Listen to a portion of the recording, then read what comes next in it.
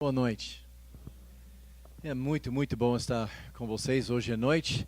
Confesso que quando o pastor me pediu falar sobre família, na celebração do aniversário da igreja, foi a primeira vez em toda a minha vida que eu tinha recebido um convite assim.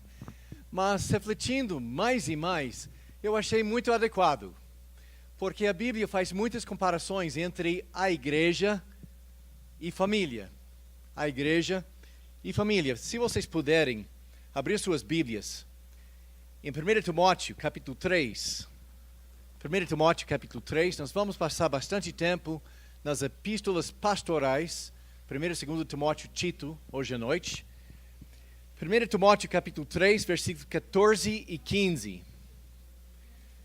Aqui nós temos o propósito da carta de 1 Timóteo.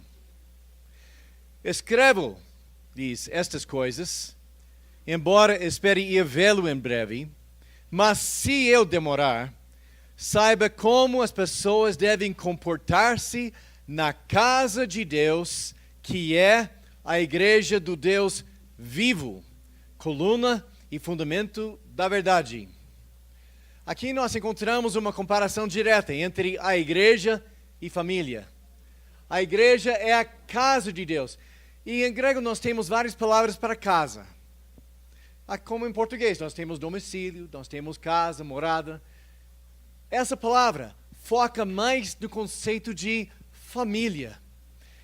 Você não tem que ir para este versículo agora, mas em Tito, capítulo 1, versículo 11, Paulo escreveu para outro pastor jovem, pelo nome de Tito, e ele escreveu: é necessário que eles sejam silenciados, os mestres falsos, pois estão arruinando famílias. Na NVI está traduzido família, mas em grego é a mesma palavra. Está derrubando casas inteiras. E a ideia de casa aqui não é uma casa, um prédio com teto e paredes. A ideia é de uma família. E a igreja é a família de Deus.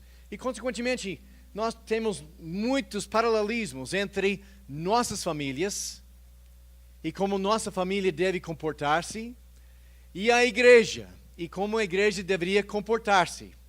Então, depois de refletir mais sobre o pedido do pastor, acabei entendendo a profundeza do pedido dele, sua perspicácia e como foi adequado pensar nessas coisas. Quando nós pensamos na família, queridos, a família é a unidade básica do ser humano. Deus criou o ser humano em família. Homem e mulher, Ele os criou. Deus fez o homem na imagem e semelhança dele, e Deus fez a mulher na imagem e semelhança dele, mas mesmo assim nós somos diferentes. A mulher não pensa como um homem. O homem não pensa como mulher. O homem não reage como mulher. A mulher não reage como um homem. Nós somos diferentes. Mas isso é porque as mulheres têm aspectos da imagem de Deus que nós homens não temos. E nós homens, nós temos aspectos da imagem de Deus que vocês mulheres não têm. E quando você junta homem e mulher juntos, em nossos casamentos, você tem a imagem de Deus em carne e osso. Também nós podemos ver que a família é a base da igreja. A família é a base da sociedade. Satanás hoje em dia está querendo derrubar a sociedade do Brasil. Então está atacando o quê? Família. Porque se ele pudesse destruir a família, ele vai destruir a igreja e vai destruir o Brasil. É por isso que nós precisamos proteger nossas famílias, homem, mulher e seus filhos, e também na família de Deus, que é a igreja composta de famílias. Mas quando nós pensamos na igreja como família, nós podemos ver em 1 Timóteo capítulo 5, versículo 1. Por favor, abrem suas Bíblias. 1 Timóteo capítulo 5, versículo 1. Como Paulo falou com o jovem pastor Timóteo, Timóteo provavelmente teve 27, 28 anos, bem mais jovem que seu pastor. Mas mesmo assim, Deus tinha colocado Timóteo como o pastor daquela igreja. com essas orientações. 1 Timóteo capítulo 1, versículos 1, começando com o versículo 2. Ensine os homens mais velhos. Quantos homens aqui têm mais que 40 anos? Você pode levantar sua mão? Este homem tem responsabilidade. Qual é a responsabilidade dele? Ensinar você. Ah, mas ele é tão jovem, ele não sabe de nada. Possivelmente não, mas duvido. Cada um de nós trazemos para a igreja nosso próprio conhecimento. É possível que você conheça mais sobre os negócios do que nosso pastor. É possível que você conheça mais sobre levantar prédios do que nosso pastor. Mas ele tem dedicado sua vida ao estudo da palavra de Deus. Faz sentido que ele conhece a palavra melhor que você. E a tendência, eu tenho quase 60 anos. E eu tenho alunos na minha sala de aula que de vez em quando fazem uma pergunta que me derrubam na frente dos outros. E dou graças a Deus porque isso indica mais uma área que eu preciso estudar. Mas, meus queridos, eu tenho o privilégio de literalmente dedicar 8 horas por dia ao estudo da palavra. Seu pastor, deixe ele estudar a palavra. Não chame ele na parte da manhã para cuidar de coisinha. Porque o foco do ministério dele é o ensino. E quando você está desviando o pastor do seu estudo bíblico, você está roubando a igreja inteira. A função maior dele é o ensino da palavra. E nós que somos mais velhos, eu era membro de uma igreja no Rio de Janeiro. Meu pastor era João Purim, 42 anos. Eu, com 16 anos mais que ele. E eu sentado no auditório, ouvindo ele ensinar, uma semana após a outra, aprendendo a palavra de Deus através daquele pastor jovem. Nós que somos mais velhos, precisamos adotar uma perspectiva de humildade. Porque é possível que o pastor sabe de alguma coisa que você não sabe. Deus falou com ele, ensine aos homens mais velhos, primeiro, a serem moderados, sóbrios, de uma cabeça fria. Eu tenho um sogro, eu amo meu sogro. Mas uma coisa que ele não tem uma cabeça fria. Ele é um velho alemão, fazendeiro, complicado para caramba. Ele conhece muito bem a palavra de Deus, mas sabe o que ele não sabe? Ouvir. Não sabe ouvir. E, consequentemente, ele está se roubando. Perdendo o privilégio de ouvir os outros. Ele não é sóbrio. Também, o homem mais velho é a responsabilidade para ensinar os homens mais velhos para serem dignos de respeito. Dignos de respeito. Para que quando o membro da igreja pense em você, pense no fato que você é um homem digno. Eu estou em 1 Timóteo, desculpe, pulei. Minha ajudadora está me ajudando aqui. Tito capítulo 1, versículo 2. Tito capítulo 2, versículo 2. Sensatos, sadios na fé, no amor e na perseverança. Muitas vezes, quando nós ficamos mais velhos, nós sentimos que já tem a hora de aposentar.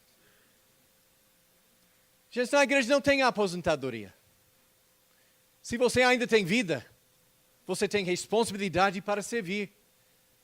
E muitas vezes, quando eu era pastor jovem, eu estava precisando dos homens mais velhos assumir a liderança na igreja. E eles responderam, não, eu estou deixando mais espaço para os jovens. Gente, os jovens somente sabem bagunçar.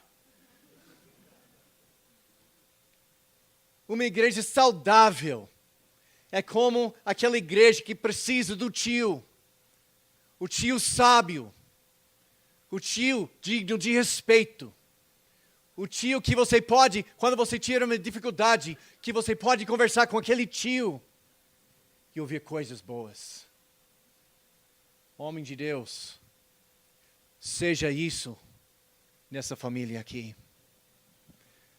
Tito, capítulo 2, versículo 3. Vocês, senhoras, a responsabilidade do pastor é ensinar as mulheres mais velhas a serem reverentes na sua maneira de viver. Essa palavra reverente é bem interessante. A raiz dessa palavra é a palavra para um templo. Um templo de piedade. A mulher mais velha tem que ser como aquele templo lindo, belo, branco. Um lugar onde a gente encontra Deus. Senhoras da igreja, sua responsabilidade é ser um templo de piedade aqui na igreja, especialmente para beneficiar as jovens na igreja. Mas olha o que ele escreve para as senhoras. Ensine as mulheres mais velhas a serem reverentes na sua maneira de viver e não serem caluniadoras. Tem calúnia na igreja? Tem. Reunião de oração das senhoras. Eu tenho um pedido de oração e é uma delícia. O que é caluniadora? Quem está compartilhando informações particulares que devem ficar em particular. Regra muito fácil. Se aquela pessoa não faz parte do remédio, deveria não fazer parte do problema. Se aquela pessoa não pode ajudar a situação, aquela pessoa não tem nenhuma necessidade de ouvir sobre a situação. Com certeza, tem momentos quando as senhoras estão na igreja e existe um problema, por exemplo, com uma menina na igreja, um problema muito difícil. E as mães da igreja têm que mobilizar-se para ajudar aquela senhora, aquela moça. Agora é o momento de falar.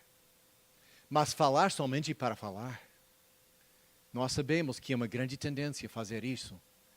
E a responsabilidade do pastor é encorajar vocês, senhoras, para guardar as informações que vocês têm.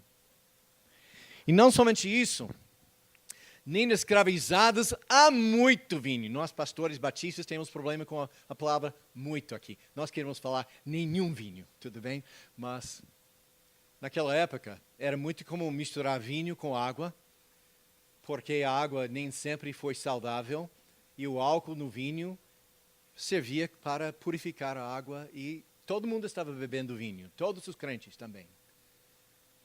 Mas sabe alguma coisa? Você pode ser viciado com mais que somente vinho. Um vício é qualquer coisa que está controlando sua vida. Você pode ser viciado com comida. Você pode ser viciado com sapatos.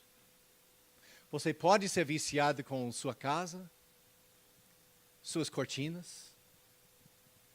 Deus não quer que nenhuma coisa está controlando e dominando sua vida. A única coisa que deveria dominar a vida da senhora é seu relacionamento com seu Senhor Jesus Cristo. E que ela não seja escrava de nenhuma outra coisa na sua vida. E a coisa bela é quando o nosso relacionamento com Deus está certo, isso controla os demais, para que nós pudéssemos manter nosso equilíbrio na vida. Mas serem capazes de ensinar o que é bom. Mas ensinar quem? Tito capítulo 2, versículo 4. Assim poderão orientar as mulheres mais jovens. Veja bem, até este momento é o pastor ensinando os homens mais velhos, é o pastor ensinando as mulheres mais velhas, mas não é o pastor que está orientando as jovens. Queridas, minhas jovens, não é o papel do pastor discipular você. é o papel das senhoras mais velhas na igreja. Irmãs, é sua responsabilidade investir na vida de nossas mulheres. Você pode ser uma moça de 16, com amizade com aquela mocinha de 5, sendo a irmã mais velha a ela. Você pode ser aquela mulher de 40, ajudando aquela jovem de 20. Ela queria tanto ter um filho. Ela ama tanto o seu filho, né? Mas às 2 horas da madrugada, quando o seu filho está vomitando e gritando e chorando, aquele amor evaporou. E agora, como é que eu posso amar meu filho? A responsabilidade de discipular as jovens na igreja é a responsabilidade de vocês, mulheres mais velhas. Irmãs, posso fazer uma pergunta? Quem é a mulher que você está influenciando pelo bem hoje? Em cuja vida você está investindo? Porque este papel é seu. Paulo continuou sobre este ministério. As mulheres mais jovens e amarem seus maridos. Interessante, essa palavra amor, e provavelmente você já ouviu. Tem 2 palavras para amor em grego, agapao e phileo. Agapao é aquele amor incondicional, mas não é a palavra aqui. A palavra aqui é phileo. Não significa aquela mulher que ama seu marido porque ela ama. Significa aquela mulher que é o amigo do seu marido. Se perguntar do homem, ei rapaz, sua mulher ama você? Ela ama. Ela gosta de você? Sei lá. Talvez hoje sim, talvez não sei. Porque muitas vezes vocês mulheres podem ser complicadas. Agora, rapaz, eu sei que você está quase desesperado, querendo entender como pensa a mulher. Deixe-me explicar alguma coisa. Existe um só segredo para entender a mulher. Um só. Sabe o que é? Nem eu, é segredo. E uma vez Diane falou comigo, Mark, quer saber alguma coisa? Nem a gente sabe o que nós queremos. Querida, quando todo mundo está contra seu marido deveria saber que ele tem uma amiga constante na vida dele, que nunca vai abandonar ele. Mas muitas vezes as mulheres falam com seu marido de um jeito que, se fosse um homem conversando com ele daquele jeito, alguém iria para o hospital. E muitas vezes o homem, ele sabe que sua mulher ama ele, mas ela não é sua amiga. É a responsabilidade de vocês, mulheres mais velhas, para ensinar como fazer isso na vida das jovens que estão formando seus relacionamentos com seus maridos. A mesma coisa, amarem seus filhos, ser amigo do seu filho. Minha esposa teve o privilégio americano de ensinar nossos filhos em casa. Ela foi formada em pedagogia, excelente professora, e ela ensinou todos os nossos filhos em casa. Mas houve um dia que eu cheguei em casa e Diana estava meia pirada, porque 5 filhos em casa. E ela ensinando todos eles. E eu cheguei em casa e eu vi ela. Eu falei com ela, querida, é muito bom que você está ensinando nossos filhos, mas se nenhum deles sobreviver à experiência, não vale.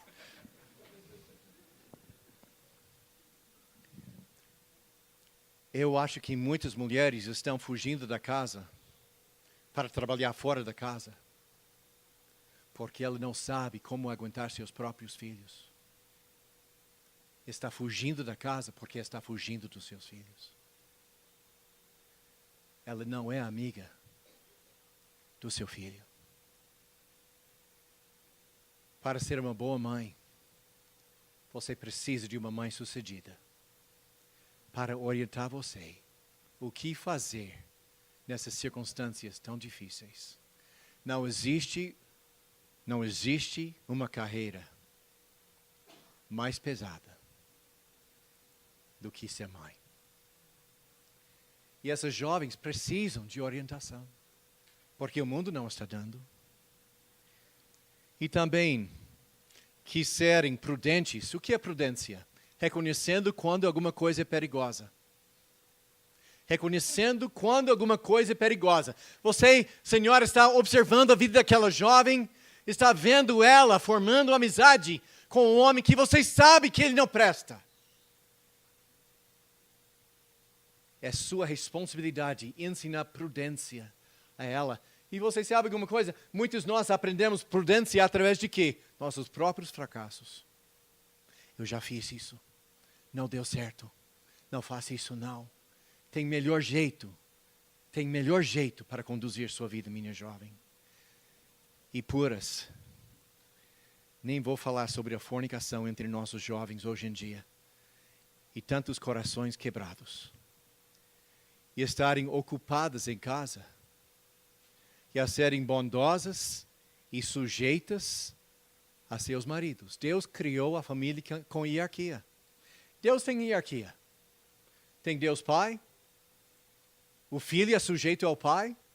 Os anjos são sujeitos ao Filho. Nós somos sujeitos aos anjos. O homem é sujeito a Cristo. A mulher deve ser sujeita ao seu marido. Os filhos devem ser sujeitos às suas mães. Eu não sei, depois disso o cachorro tem que ser sujeito ao filho, o gato tem... Deus é um Deus de hierarquia, gente. Mas nós temos um coração satânico. Se lembra qual foi o pecado de Satanás em Isaías 14? Eu vou subir. Eu vou ser igual a ele. Se lembra a mentira que Satanás falou com Eva no jardim? Deus sabe que no dia que você come dessa árvore, você vai ser igual a ele. E em vez de manter essa ordem, essa hierarquia, ela tomou a liderança dentro do seu lar e estragou seu lar com suas próprias mãos por não respeitar essa hierarquia que veio de Deus. Mas não é fácil, não. Quando vocês fizeram parte do exército, vocês prestaram serviço militar. Pode levantar sua mão? Só um. Incrível. 2. O tenente sempre sabe mais que sargento? Não. Às vezes, quando você tem um tenente novo e você tem um sargento veterano, e através da experiência, o sargento sabe mais do que o tenente. Na guerra de Vietnã, no Ofensa Tet, o tempo de vida do tenente que desceu do helicóptero era 3 minutos. Desceu, morreu.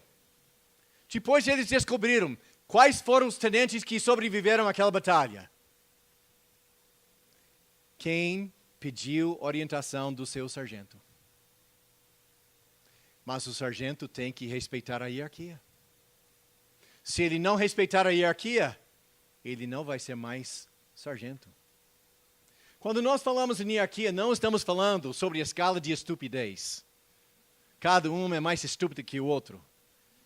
Estamos falando sobre hierarquia. Às vezes a mulher sabe mais que seu marido. Às vezes o marido sabe mais que a esposa. Mas não importa. O que importa é essa colaboração entre a gente, respeitando a hierarquia que Deus tem criado. E agora, quando aquela jovem esposa está vendo o seu marido prestes para fazer alguma coisa idiota, o que fazer? Ela pode responder de uma forma que vai destruir seu próprio casamento.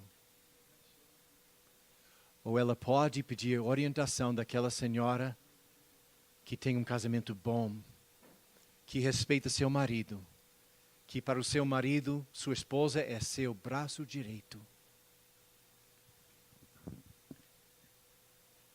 A fim de que a palavra de Deus não seja difamada. E finalmente ele terminou com os moços. Tito capítulo 2, versículo 6.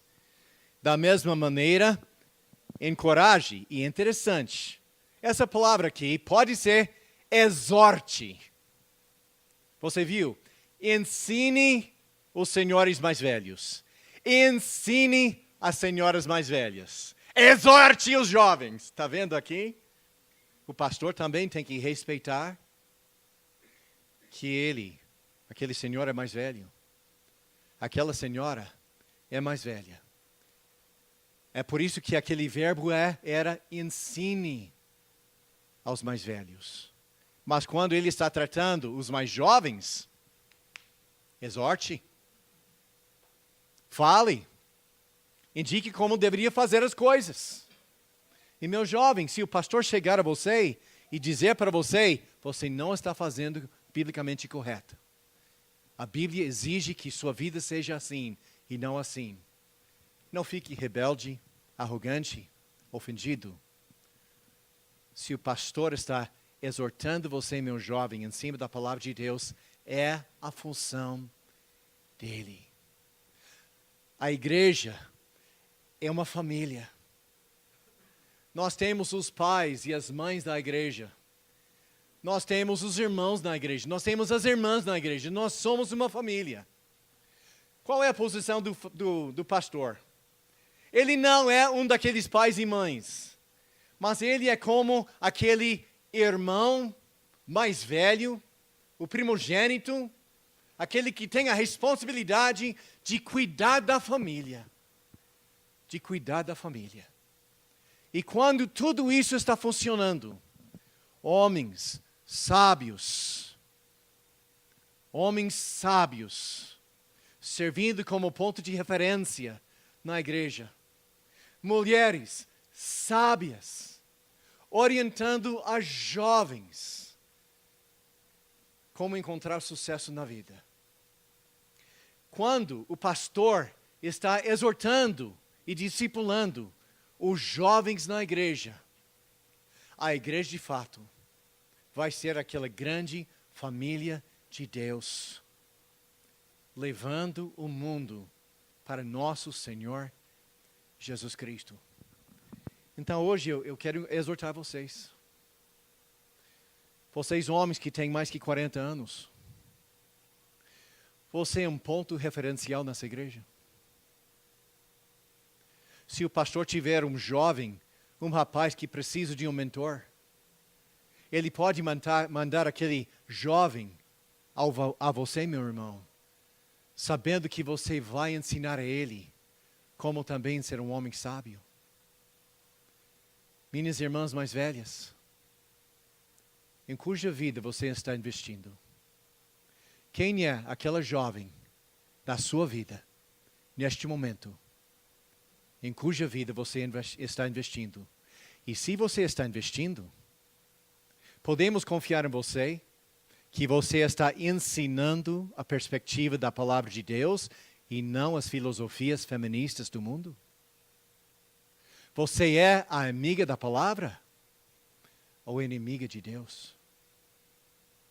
E vocês jovens, eu sei que o jovem, é difícil para ele aceitar a orientação. É difícil para o jovem, quando tem aquela pessoa que está fazendo o que eu queria fazer, e ele está bloqueando o meu caminho. Eu quero assumir essa liderança hoje. Tenha paciência. Nosso objetivo como líderes na igreja é preparar você para assumir seu devido lugar. Vocês são nosso futuro. Sem vocês jovens, essa igreja não tem futuro. Mas tem muita coisa que você não sabe, que você tem que aprender. Seu zelo é bom, mas zelo sem conhecimento é muito perigoso. Tenha paciência. Mas também nós podemos aplicar tudo isso para nossas famílias. Homem de Deus, você está liderando sua família nas varetas de Deus? Homem de Deus, você está chamando sua esposa para orar para com você? Existem somente 2 tipos de homens que não oram. O idiota que nem sabe que precisa e o arrogante que acha que não precisa. Nós não oramos porque não reconhecemos quanto nós precisamos da ajuda dele todos os dias. Você é o homem líder no seu lar. O homem espiritual que está investindo na vida da sua família, cuidando de sua esposa, ensinando seus filhos, seus netos. Irmã, nós podemos confiar em você? Que você realmente seja uma mulher temente a Deus? Ou você é mais uma mulher mundana, participando em nossas igrejas? Quando você abre sua boca, o que sai da sua boca? As filosofias do mundo? Ou a sabedoria da palavra do Senhor? Vocês jovens, vocês são nosso futuro. Tenha paciência. Aprenda. Aprenda a servir. Aprenda a obedecer. Para que um dia essa igreja vai ser sua.